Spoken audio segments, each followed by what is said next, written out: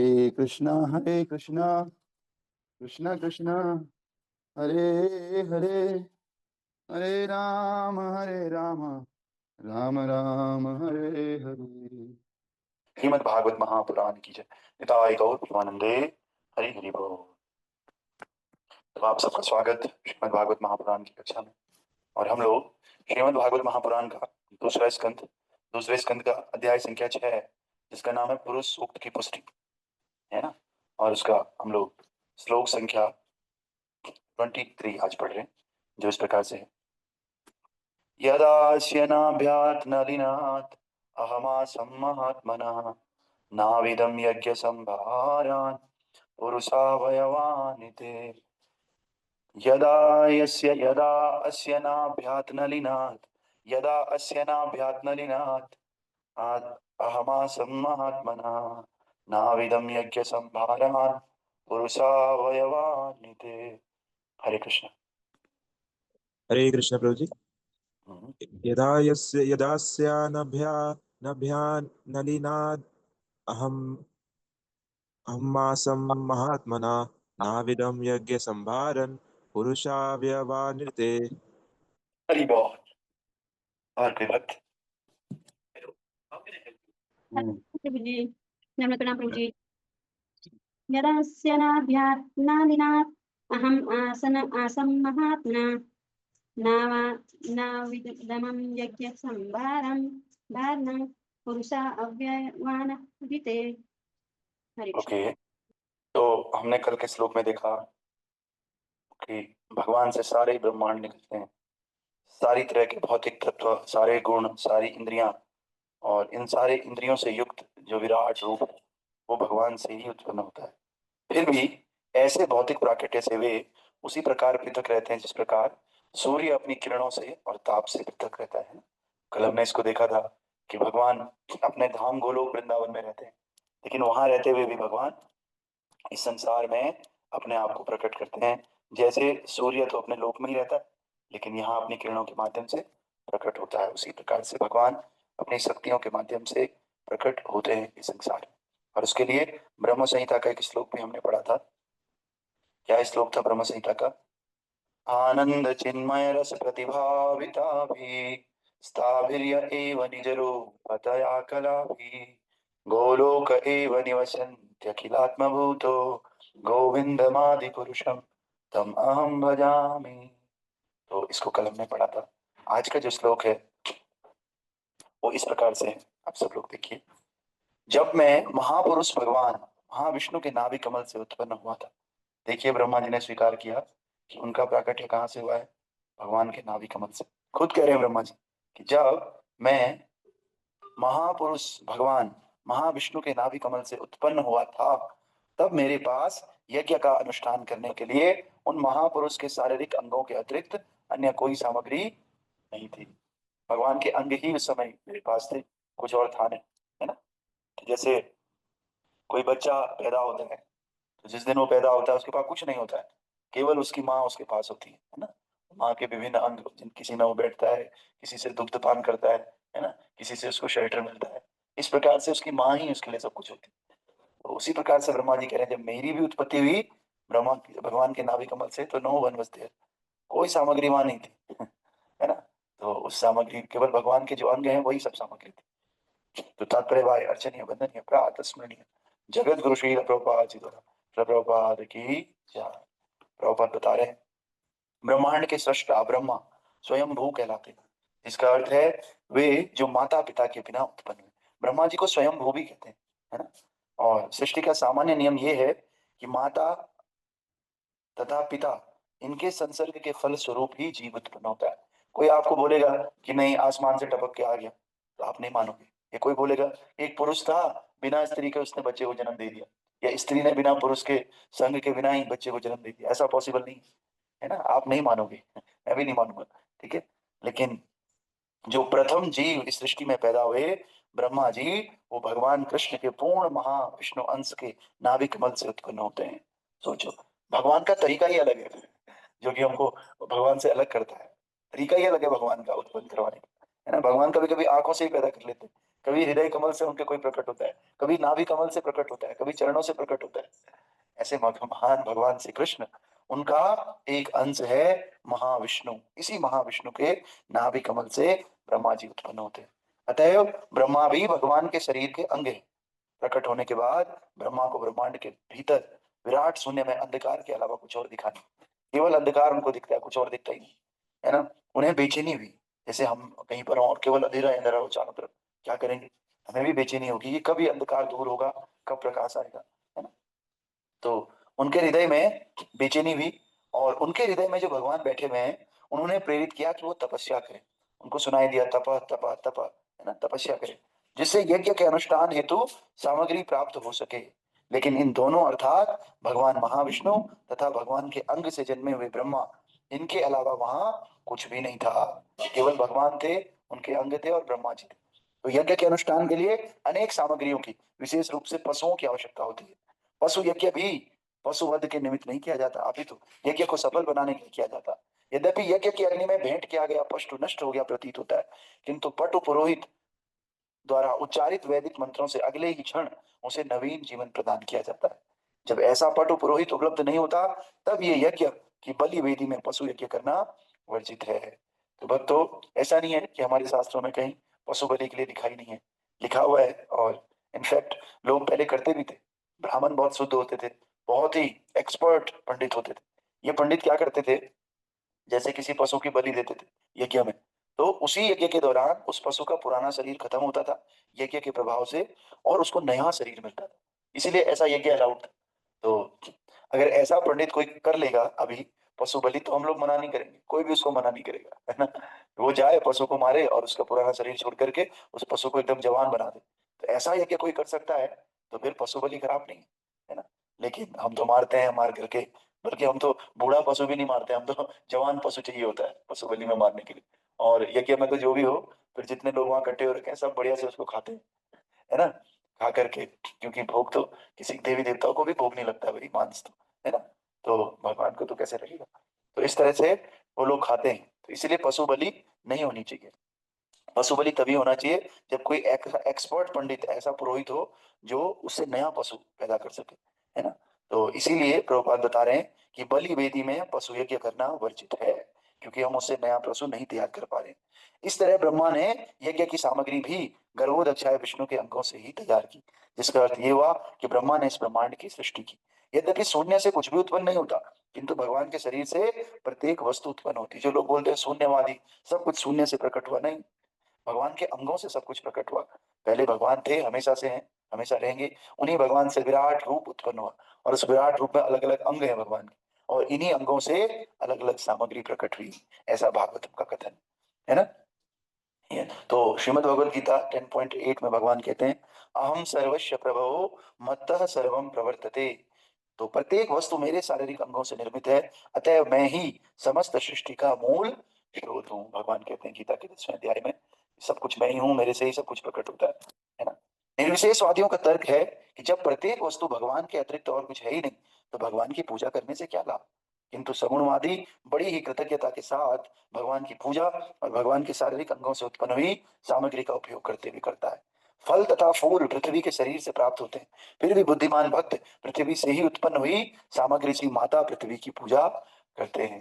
तो बहुत लोग आपने देखा होगा, लोग बोलते हैं कि सब कुछ तो उन्हीं प्रभु से आ रहा है, फिर उन्हीं प्रभु को देने की क्या आवश्यकता है ना। तो ऐसा नहीं है। तो जैसे समुद्र है, समुद्र कितना विशाल है, या गंगा मैया कितनी विशाल है, लेकिन गंगा मैया से ही हम जल लेकर के गंगा मैया को ही देते हैं। अरे भाई, हमारी क्या औकात है गंगा मैया को जल दे, सारा जल तो उनकी नदी से ही आ रहा है ना। तो फिर भी ये एक भाव होता है। और जबकि यही लोग आरती गाते भी, हम तो गाते भी नहीं है वाली आरती, तेरा तुझको अर्पण क्या लागे मेरा, ओम जय जगदीश हरे।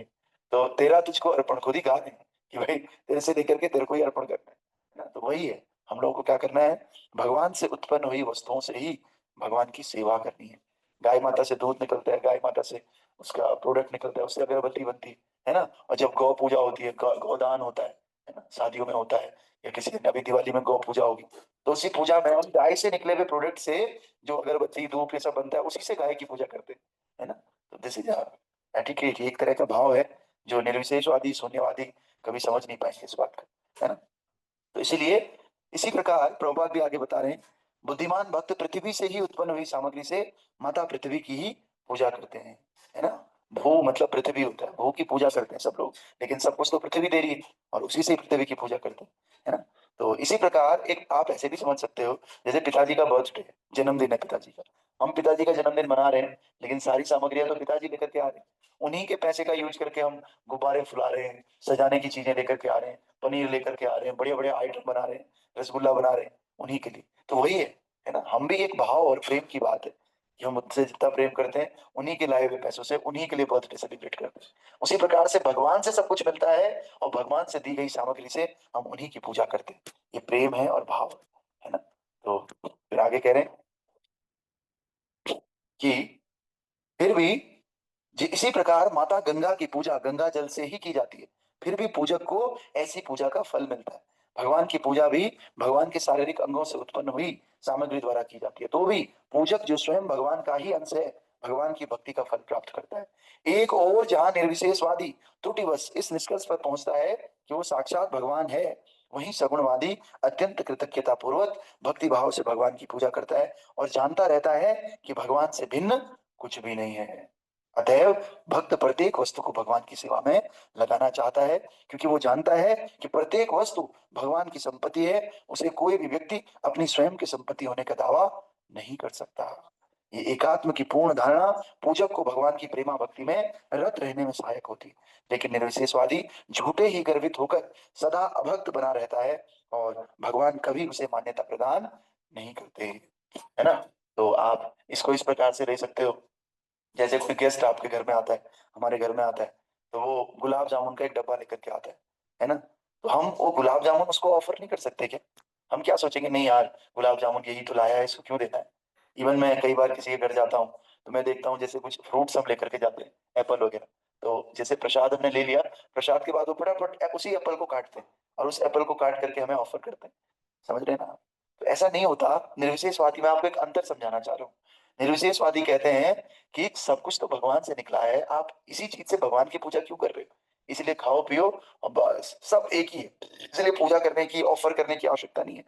तो ऐसा नहीं है ना। आप प्रेम व्यवहार में भी साधारण व्यवहार में भी देख सकते हो कि जो चीज कोई लाता है उसी को ऑफर करते हैं, मिल बांट करके सब खाते हैं। तो ऐसे ही भगवान से सब कुछ उत्पन्न होता है, भगवान से उत्पन्न हुई सामग्री से हमें भगवान की पूजा करनी चाहिए, भगवान की सेवा करनी चाहिए। तभी असल मायने में हम इस आरती को जो लोग गाते हैं, तेरा तुझको अर्पण क्या लागे मेरा, ये भी तभी सफल होगी जब हम ऐसा करें, है ना। तो आप सबका बहुत बहुत धन्यवाद, स्वागत क्लास में आने के लिए। इसी प्रकार से आप लोग जाइए, है ना। बस एक श्लोक और ले लेंगे आज, क्योंकि इसमें तात्पर्य नहीं है और छुट्टी भी है फिर से। तेषु यज्ञस्य पशवः सवनास्पतयः कुशा इदं च देवयजनं कालस्य रुगुणान्वितः। यज्ञ उत्सवों को संपन्न करने के लिए फूल पत्ती कुश जैसी यज्ञ सामग्रियों के साथ साथ यज्ञ वेदी तथा उपयुक्त समय की भी आवश्यकता होती है। तो वर्मा जी आगे बता रहे हैं कि यज्ञ अगर आपको संपन्न करना है तो उसके लिए फूल की आवश्यकता होती है, पत्ती की आवश्यकता होती है, कुशाग्रास की आवश्यकता होती है और यज्ञ वेदी की आवश्यकता होती है, और साथ ही साथ उपयुक्त समय की भी आवश्यकता होती है। ऐसे नहीं कभी भी यज्ञ कर लो, यज्ञ करने का कोई समय होता है ना। तो फिर आगे एक और भी पढ़ लेते हैं आज, क्योंकि समय है, आप लोगों के पास भी होगा शायद। वस्तुन्यो सदया स्नेहा रसलहो मृदो जलम ऋचो यंजूसी सामानी चातुर्होत्रम च सतमम। यज्ञ की अन्य आवश्यकताएं ब्रह्मा जी बता रहे हैं। पात्र, अन्न, घी, शहद, सोना, मिट्टी, जल, ऋग्वेद, यजुर्वेद, सामवेद तथा यज्ञ संपन्न कराने वाले 4 पुरोहित चाहिए होते हैं। अगर किसी को यज्ञ करना है तो आप देख लीजिए, जैसे हम कहते हैं कि कलयुग में आप लोग यज्ञ क्यों नहीं करते हो, खाली हरिनाम ही क्यों करते हो, क्योंकि यज्ञ की सामग्री सबसे पहले पात्र होना चाहिए, अन्न होना चाहिए, शुद्ध अन्न, शुद्ध घी होना चाहिए, देसी गाय का घी, है ना, शहद होना चाहिए, सोना होना चाहिए, मिट्टी होनी चाहिए पवित्र, जल होना चाहिए, ऋग्वेद होना चाहिए, यजुर्वेद होना चाहिए, सामवेद होना चाहिए, और यज्ञ को संपन्न कराने वाले 4 पुरोहित होने चाहिए, योग्य पुरोहित। यहाँ तो एक ही मिलना मुश्किल हो रखा है, 4 तो बहुत बड़ी बात है ना। तो ये सब जब मिलता है तब जाकर के यज्ञ होता है। तो आइए प्रभुपाद जी अभी समझाएंगे कि किस प्रकार से हम इन सामग्रियों को जुटा सकते हैं, और सामग्री नहीं जुटा पाते हैं तो इसका ऑल्टरनेट क्या है। तो तात्पर्य में प्रभुपाद जी बता रहे हैं, यज्ञ को विधिवत संपन्न करने के लिए कम से कम 4 पटु पुरोहितों की आवश्यकता होती है, 4 योग्य पंडितों की आवश्यकता होती है। एक आहुति देने वाला, एक उच्चारण करने वाला, एक अग्नि को अन्य अग्नि की सहायता के बिना जलाने वाला। एक ऐसा भी चाहिए ना जो अग्नि को जलाते रहे, बीच में बुझता रहता है। और एक निरीक्षण करने वाला, है ना। चारों के नाम भी दे रखे हैं ब्रह्मा जी ने, प्रभुपाद जी पीछे से नाम दे रहे हैं। जो आहुति देता है उसका नाम है होता, और जो उच्चारण करता है उसका नाम है उद्गाता, और जो आग को जलाता रहता है बीच बीच में उसका नाम है अध्वर्यु, और जो सबका निरीक्षण करता है, जो मुख्य पृष्ठ है, उसका नाम होता है ब्रह्मा, है ना। ऐसे यज्ञ प्रथम जीव ब्रह्मा के जन्म काल से ही होते आए और महाराज युधिष्ठिर के शासन काल तक चलते रहे।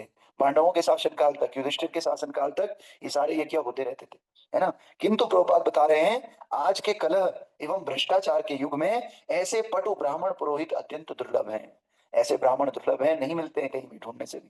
अतएव इस युग में केवल भगवान के पवित्र नाम के कीर्तन यज्ञ की संस्तुति की गई है, जो कि शास्त्रों का आदेश है। तो इस कलयुग में सामग्री शुद्ध नहीं है, ब्राह्मण भी शुद्ध नहीं है, तो फिर एक ही आदेश मिलता है कि इस कलयुग में क्या करो, भगवान के पवित्र नामों का कीर्तन करो, जैसे हम लोग करते ही हैं, है ना। तो इस कीर्तन यज्ञ को ही संस्तुत किया गया है कलयुग में। कैसे कहा गया है, हरिर नाम एव केवलम कलो नास्तेव नास्तेव नास्तेव गतिर अन्यथा। हरिर नाम एव केवलम कलो नास्तेव नास्तेव नास्तेव गतिर अन्यथा। कह रहे हैं हरि का नाम और केवल हरि का नाम क्या करता है, कलो नास्तेव नास्तेव नास्तेव गतिर अन्यथा, इसके बिना कोई दूसरी गति नहीं है, नहीं है और नहीं है। इसके लिए आप होम हवन यज्ञ कर लो, किसी का उतना फायदा नहीं है, कोई फायदा नहीं। किसका फायदा है, केवल आप 10 12 15 20 50 100 लोग इकट्ठे हो जाओ, इकट्ठे होकर के हरे कृष्णा कृष्णा कृष्णा हरे हरे, हरे राम राम राम हरे हरे, हरे कृष्णा कृष्णा कृष्णा हरे हरे, हरे राम राम राम हरे हरे, हरे कृष्णा कृष्णा कृष्णा हरे हरे, हरे राम राम राम हरे हरे, हरे कृष्णा कृष्णा कृष्णा हरे हरे, हरे राम राम राम हरे हरे। ये हरे कृष्ण महामंत्र, ये हरिनाम संकीर्तन इसको बोलते हैं। ये संकीर्तन सबसे बड़ा यज्ञ है कलयुग में, इसलिए आप सबको अपने घरों में इसको अरेंज करना चाहिए। और जब घरों में नहीं अरेंज कर सकते तो खुद ही अकेले अकेले भी इसको गा सकते हैं। खूब गाना चाहिए, नित्य प्रति गाना चाहिए संकीर्तन। इसका फायदा आपको तत्काल मिलने वाला है। इसलिए जब भी बर्थडे होता है, घर में श्राद्ध होता है, कुछ भी कार्य घर में होता है आपके, आप 2 4 भक्तों को बुलाओ, भक्तों को बुला करके इस तरह से हरिनाम करवाओ, हरे कृष्ण महामंत्र कराओ। पितृ भी खुश होंगे, देवता भी खुश होंगे, भगवान भी प्रसन्न होंगे, और हम सब लोग जो कर रहे हैं हमें भी प्रसन्नता का अनुभव होगा। तो कलयुग का एक ही सार है कि भगवान के नाम का पवित्र कीर्तन, संकीर्तन यज्ञ सबसे महत्वपूर्ण है। ठीक है, तो ग्रंथराज श्रीमद् भागवत महापुराण की जय, श्रील प्रभुपाद गुरु महाराज की जय, अनंत कोटि वैष्णव वृंद की जय, नमाचार्य श्रील ठाकुर की निताय गौर प्रेमानंदे, हरि हरि बोल।